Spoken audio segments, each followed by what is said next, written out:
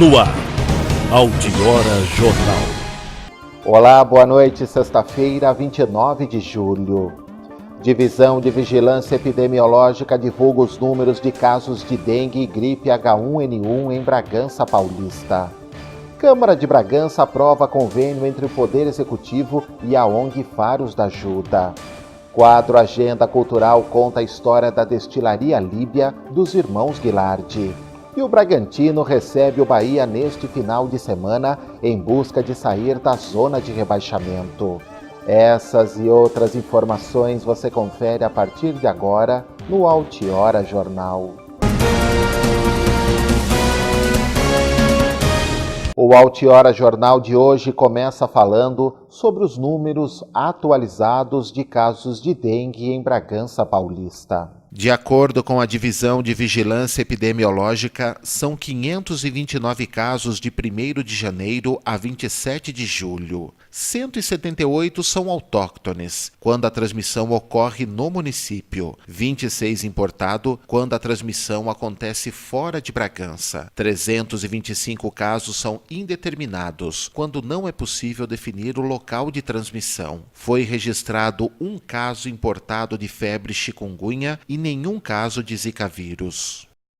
Veja também os números de casos de gripe H1N1 em Bragança. Também de acordo com os dados fornecidos pela Divisão de Vigilância Epidemiológica, de 1º de janeiro a 27 de julho, foram registrados 17 casos de H1N1 e 28 aguardam resultado. Há 2 semanas, foi confirmado a morte de uma pessoa por influenza A H1N1, morador de Pinhalzinho, um homem de 62 anos que faleceu em maio, mas foi notificado neste mês. A DIV foi notificada devido ao paciente ter sido tratado em Bragança.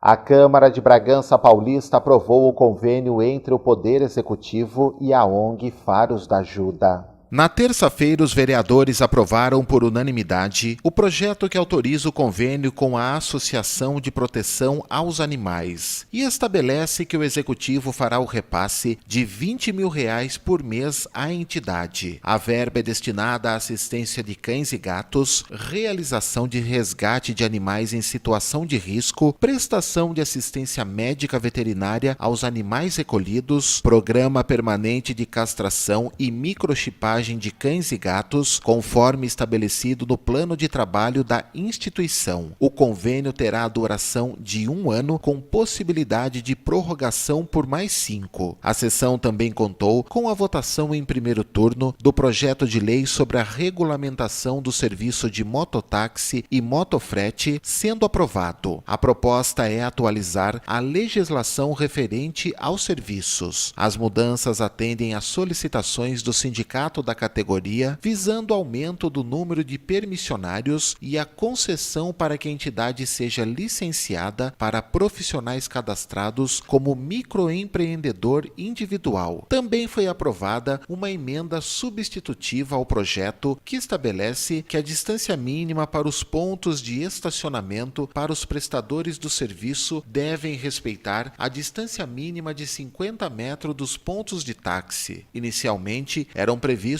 100 metros. E os vereadores também aprovaram o projeto que passa a se chamar de Rua Geraldo de Vasconcelos Leme, a via conhecida como Rua 1, do loteamento residencial Águas de Bragança. Na Tribuna Livre, o universitário Daniel Macedo Pimenta divulgou o projeto voluntário realizado pelos estudantes da Universidade Adventista de São Paulo. De 1º de julho a 15 de agosto, 40 jovens estão visitando famílias de Bragança, buscando auxiliar na prevenção de doenças por meio da mudança de hábitos. E disse que buscam levar informações de utilidade pública e reforçou que, apesar do cunho religioso da instituição em que estuda, o programa não visa atos religiosos, mas sim contribuir com a saúde da população. A próxima sessão é na terça-feira, às 4 da tarde.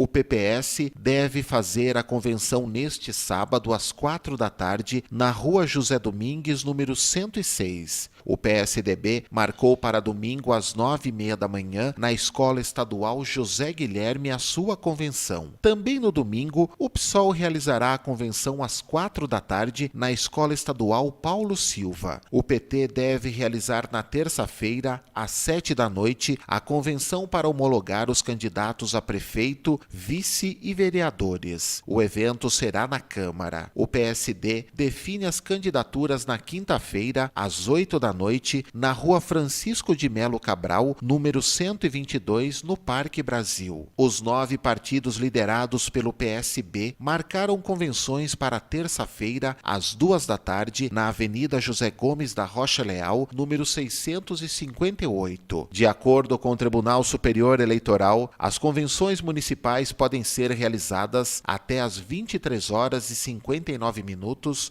do dia 5 de agosto. 2 projetos estão na pauta da próxima sessão extraordinária da Câmara de Atibaia. O projeto de lei encaminhado pelo Poder Executivo, que dispõe sobre a abertura de crédito suplementar no valor de R$ 2.757.400. E o projeto de lei que autoriza o Poder Executivo a contratar financiamento do Programa de Modernização da Administração Tributária e da Gestão dos Setores Sociais Básicos do BNDES junto à Caixa Econômica Federal a oferecer garantias e dar outras providências. A sessão é nesta segunda-feira, às 5 da tarde, é aberta à população e também pode ser vista pela internet no site câmara.atibaia.sp.gov.br.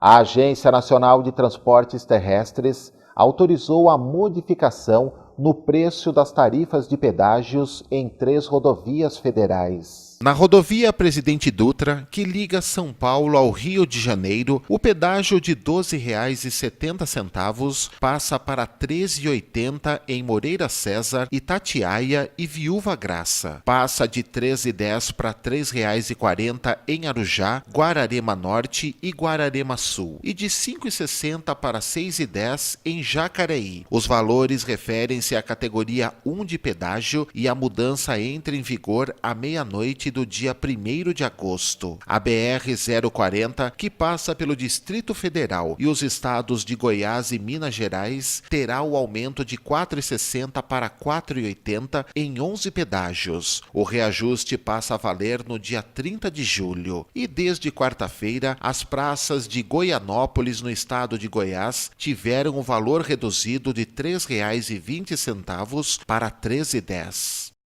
Nesta edição do quadro Agenda Cultural, vamos contar a história da destilaria Líbia dos irmãos Guilardi.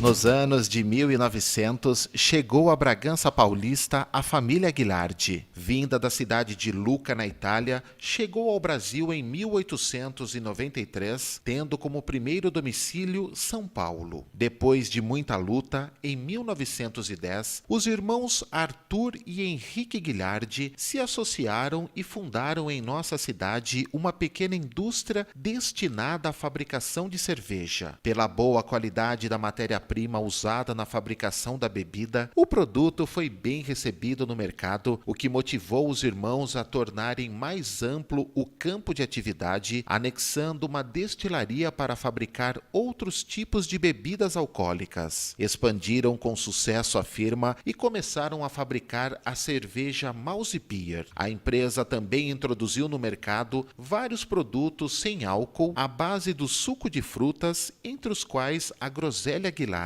Estavam surgindo no comércio vários tipos de refrigerantes e a Irmãos Guilardi, acompanhando a demanda, lançou em 1920 o Ingá Espumante, de agradável sabor e notáveis propriedades medicinais, segundo a propaganda do produto. O sócio Arthur iniciou experiências para a fabricação de novos refrigerantes. Em 1928, surgiu a soda limonada Guilardi, ocupando o lugar de destaque entre os refrigerantes. Também era fabricado o Guaraná Cereja, que rapidamente conquistou a preferência dos consumidores e por muitos anos foi o refrigerante mais vendido na região bragantina. A direção técnica da empresa estava a cargo de Savério Polidori e quem viajava para as cidades da Zona Bragantina era o sócio Henrique Guilardi. Depois de alguns anos, os encarregados da venda dos produtos foram Lourenço Supione e Ariosto Gomes da Silva e, além da região, vendiam nas cidades do sul de Minas. Primeiramente, a destilaria Líbia ficava na rua José Domingues, número 65. Depois mudou para um prédio que ficava na rua Coronel Teófilo Leme, onde hoje fica a agência do Banco Itaú e alcançava a Avenida Antônio Pires Pimentel, onde estava todo o maquinário de fabricação. Junto à destilaria,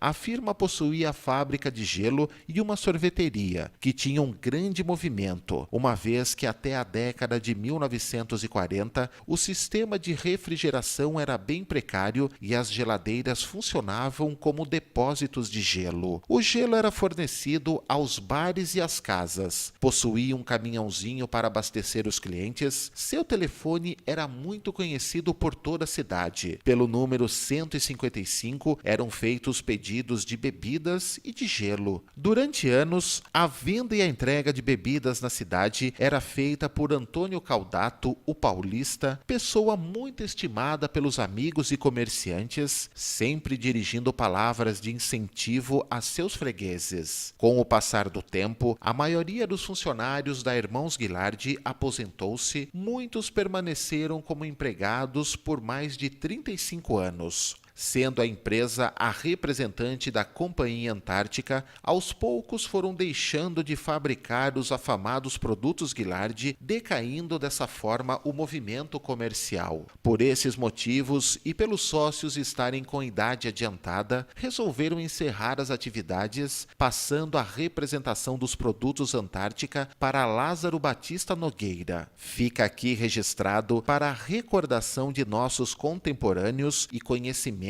dos mais jovens, a atuação dos irmãos Arthur e Henrique Guilardi, imigrantes que escolheram nossa cidade para morar e que com seu trabalho árduo dotaram Bragança Paulista de uma indústria que muito enobreceu e contribuiu para que o nome de nossa terra fosse levado a outros pontos por intermédio de seus inigualáveis produtos. Daqui a pouco, no segundo bloco, Festival de Filmes de Curta-Metragem de Atibaia está com inscrições abertas. E o Festival de Inverno de Bragança Paulista, neste final de semana, irá contar com o show do cantor Meno. Não saia daí!